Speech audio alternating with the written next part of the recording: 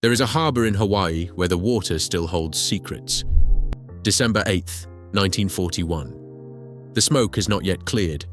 Dozens of ships sit damaged or destroyed. The attack is over. The dying, for most, is done. But not for everyone.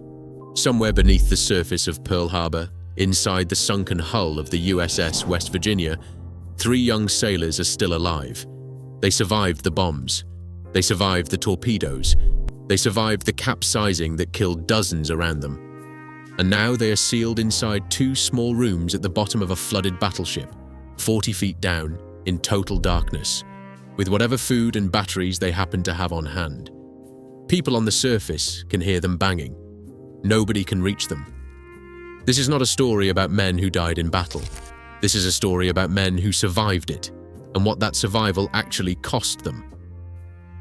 The USS West Virginia was one of 8 battleships moored along Ford Island on the morning of December 7th, 1941. She was large, modern, and powerful, exactly the kind of ship the Navy put on the front line of its Pacific presence. The sailors aboard her were ordinary young men from ordinary American towns, most of whom had never seen combat. 3 of them are the reason you are watching this. Ronald Endicott was 18 years old. He was from Aberdeen, Washington. He loved baseball, worked at a bowling alley, and left behind a girlfriend named Velma, who was, by all accounts, completely heartbroken when he shipped out. Louis Costin was 21, loud, funny, impulsive, the kind of person every room remembers after he leaves it.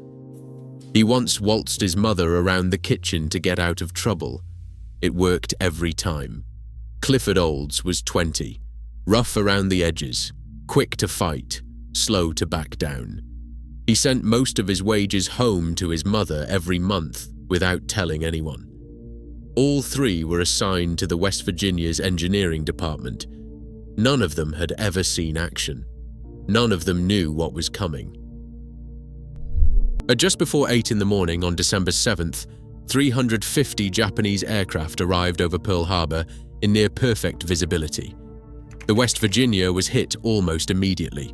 Torpedoes struck her port side. She began listing badly, 28 degrees, and she was still being actively attacked. Below deck, a senior gunnery officer named Claude Ricketts made a decision that would save hundreds of lives and condemn 3 men to the worst fate imaginable. He began counterflooding, deliberately filling compartments on the opposite side of the ship to correct the list and prevent a full capsize. It worked. The West Virginia settled to the harbor floor on an even keel instead of rolling completely over. Hundreds of men escaped onto the deck who would not have survived a capsize. But counterflooding was not the only thing happening. As general quarters sounded, watertight hatches throughout the ship were being sealed. Battle closure conditions, standard procedure, drilled into every sailor from their first week aboard. Every compartment locked down to preserve watertight integrity. Ronald, Louis, and Clifford made their way to their station on the starboard side. The hatch closed behind them. The water rose around the ship, and the harbor floor came up to meet it. The 2 rooms they were sealed inside were designated A11 and A109. A11 was a supply room. A109 was the fresh water drain and pump room, almost certainly their assigned battle station. Between the 2 spaces, they had access to fresh water through manhole covers in the floor, a small emergency locker with basic rations and flashlights, a desk, some tools, and a clock. A Seth Thomas mechanical 8-day clock. They also had a calendar on the wall and a red grease pencil. Every day that passed, one of them drew a cross. The power on the ship went out early. At some point, the batteries ran low enough that keeping the torches on became a calculation. Then they turned them off. 40 feet down, behind several feet of steel, surrounded by water on all sides, those rooms would have produced a darkness so complete you could not see your hand in front of your face. Research on prolonged sensory deprivation is unambiguous. Hallucinations begin quickly. The sense of self starts to erode. Time becomes unreliable. They rationed the light. They rationed the food. They took turns banging on the walls and screaming.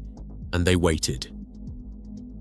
Before I show you the last part, if you want the full story of the USS West Virginia and the 9 other ships that history almost forgot, I put it all together in a book called The World's Most Famous Shipwrecks.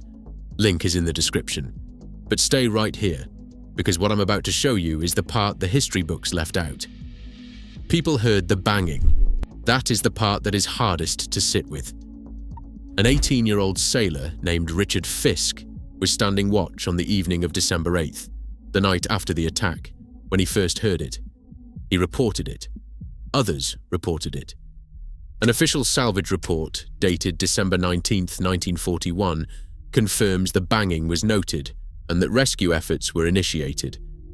Divers went into the water from day one, often at enormous personal risk, navigating total darkness, zero visibility, twisted metal, bodies and oil so thick it rendered their headlamps useless.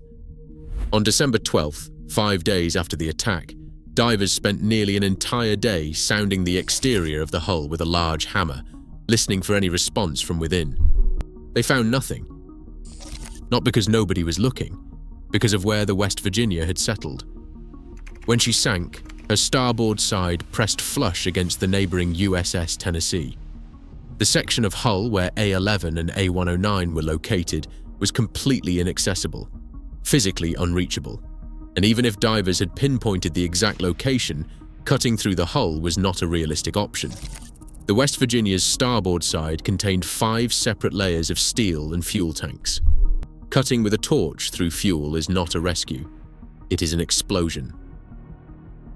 In June 1942, 6 months after the attack, salvage crews finally opened the hatch to rooms A11 and A109.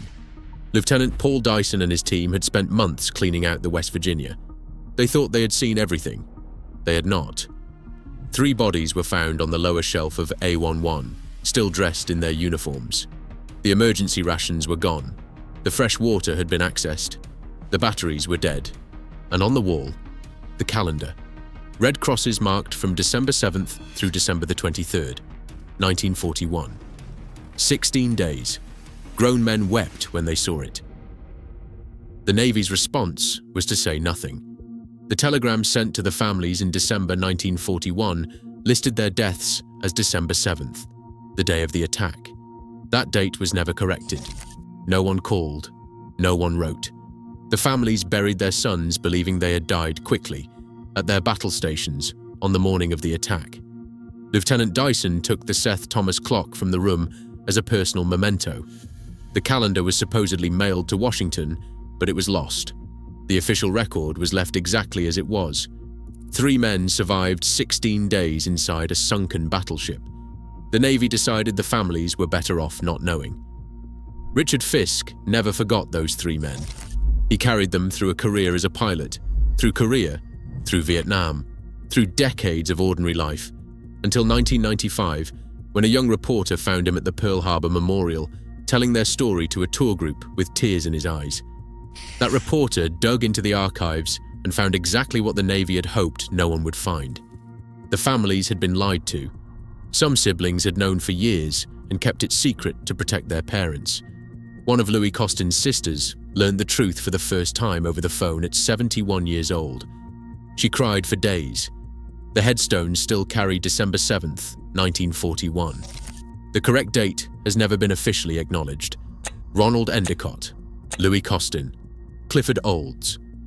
They did not die in the attack on Pearl Harbor. They survived it.